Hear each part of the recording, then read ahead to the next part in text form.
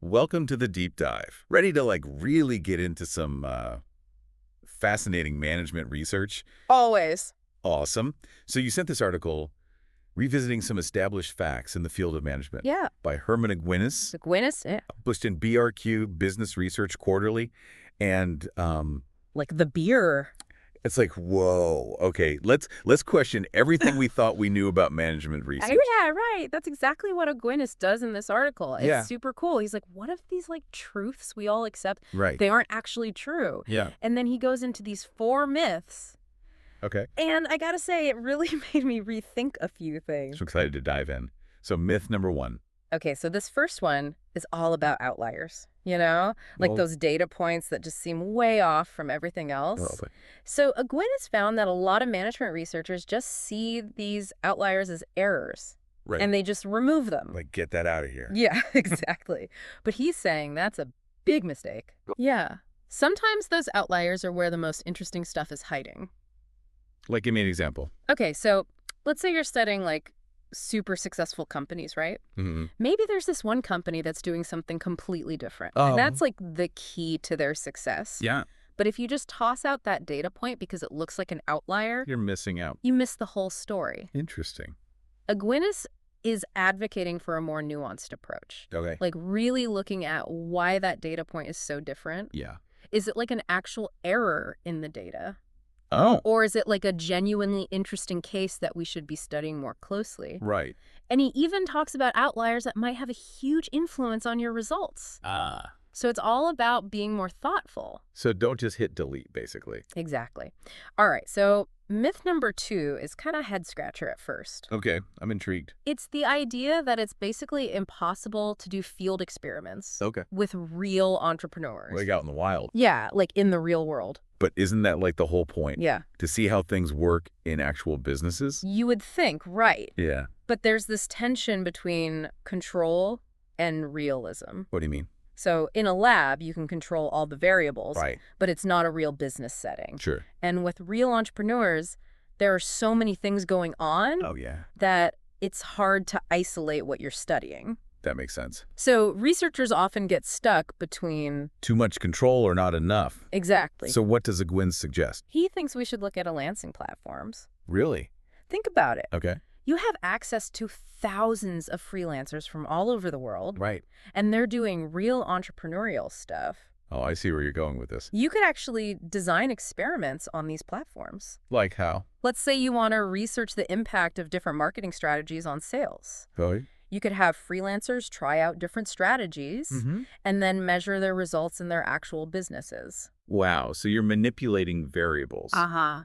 But it's happening in the real world. Yeah, like a natural experiment. That's pretty brilliant. It's a way to get that real-world relevance without losing all experimental control. Okay, my mind is officially blown. We've busted 2 myths, and I'm already rethinking everything. Right. What's next? All right, get ready for this one because it challenges something you might have heard a lot about. Oh, boy. It's the file drawer problem in meta-analysis. The file drawer problem. Okay. Basically, it says that studies with non-significant results... The ones that don't find a strong relationship. Exactly. Yeah. Those studies are less likely to get published. So they just end up hidden away. Yeah, like in a file drawer somewhere. Because the results weren't exciting enough. Right. And this is where meta-analysis comes in. Yeah. Meta-analysis where researchers combine data from multiple studies. Yeah, exactly. Well, got it. So the concern is that if meta-analyses are mostly pulling from published studies, and those published studies are more likely to have positive results, it could skew the conclusions. Ah, so we might be overestimating the real effect because we're not seeing the whole picture. Exactly. So did Aguinis find that to be the case? He and his colleagues did some really interesting research on this. Like how? They compared these things called correlation matrices. Correlation matrices. Oh, yeah. They show the relationships between a bunch of different variables, Okay. and they compared these matrices from both published and unpublished studies. So including those studies that might be hiding in the file drawer. Exactly. They even looked at dissertations. Makes sense. Those will have a lot of unpublished stuff. Right, and what they found was pretty surprising. Oh. It turned out that 40 to 50% of the correlations Wow. in both the published and unpublished work Okay. were not statistically significant. So it wasn't just the unpublished stuff that was lacking strong relationships. Nope, it was across the board. And the average strength of the correlations was almost identical between the two. Wow. So what does this tell us about the file drawer problem? Yeah. Is it just a myth? Well, it might exist in some fields. Okay. But this research suggests that, in management at least, Yeah. it might not be as big of a threat to meta-analysis as some people think. That's a relief. I know, right? Yeah. It means we can be more confident in the conclusions drawn from meta-analyses. Yeah, we don't have to constantly worry about that bias. Exactly. All right, you ready for myth number 4? Hit me with it. Okay, this one is all about how we understand individual performance. Individual performance. Okay.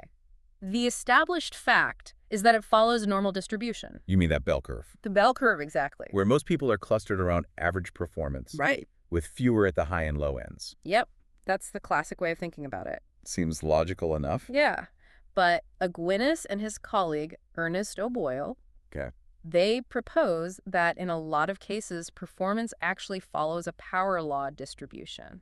A power law distribution. Oh! And now I'm lost. Think of it like YouTube views. Okay. You have a few videos that go viral, Right. and they get millions of views, Uh-huh. while most videos get way fewer. Yeah. That's a power law in action. Oh, I see. So instead of this gentle bell curve, it's Yeah. more like a steep drop-off, Okay. where you have a small number of individuals who achieve really exceptional results. Like star performers. Exactly. Are there any real-world examples of this? Tons! They highlight people like Howard Schultz. From Starbucks? Yeah, he turns Starbucks into this global giant. Yeah. Or Shigeru Miyamoto. Who that? He's the video game designer behind like Mario and Zelda. Oh, wow. Their achievements are way beyond what you would expect Yeah. from a normal distribution of talent. So they're the outliers. In a way, yeah. So how did they actually test this? Yeah. Like whether performance follows a normal or a power law distribution? They analyzed performance data from 5 massive studies, Okay. looking at researchers and their publications, Yeah. entertainers, Okay. politicians, Wow. and both professional and amateur athletes. Okay, so a pretty broad range. Yeah, they wanted to see if this pattern held up across different fields. And did it? The results were remarkably consistent. Really?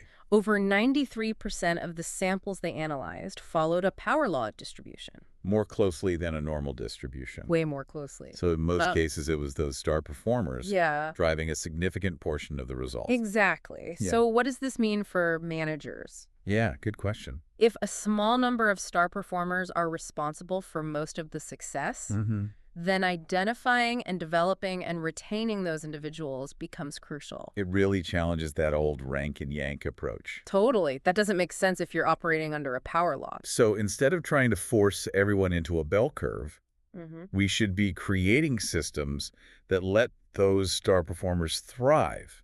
Exactly. We've covered a lot of ground today, from outliers to eLancing, About right. the file drawer problem, and now power laws. It's a lot to take in. But it's so insightful. It really highlights the importance of questioning those established facts. Like the ones we've always taken for granted. Yeah, what other assumed truths in management? Or any field, really. Exactly. Okay. Might need a second look. I think that's a great question for our listeners to ponder. It is. So it really makes you think, doesn't it? Like, what else are we just blindly accepting? Right. What other assumptions are holding us back? It's like Aquinas is giving us permission to be skeptical. I think that's a great takeaway from this deep dive. Yeah, like don't just accept things at face value. Question everything. Exactly. So for our listeners out there, Yeah. how can they actually apply these insights That's a good question. like to their own work and lives? I think it comes down to embracing curiosity and a healthy dose of skepticism.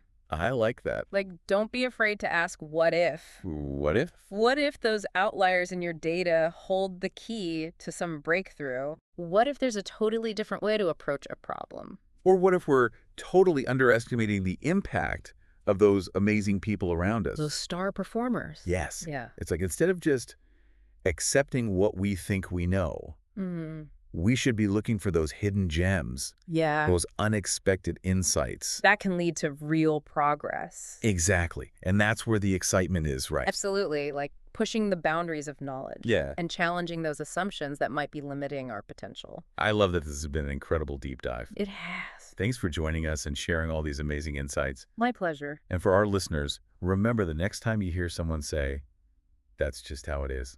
Yeah. Don't be afraid to ask, is it really? Question everything. You might just uncover something amazing. Until next time, keep those curious minds engaged. Yeah, it's like a Gwyneth is saying, hey, wake up. Right. Like there's a whole world of possibilities out there. Totally, and it's up to us to explore them. Absolutely.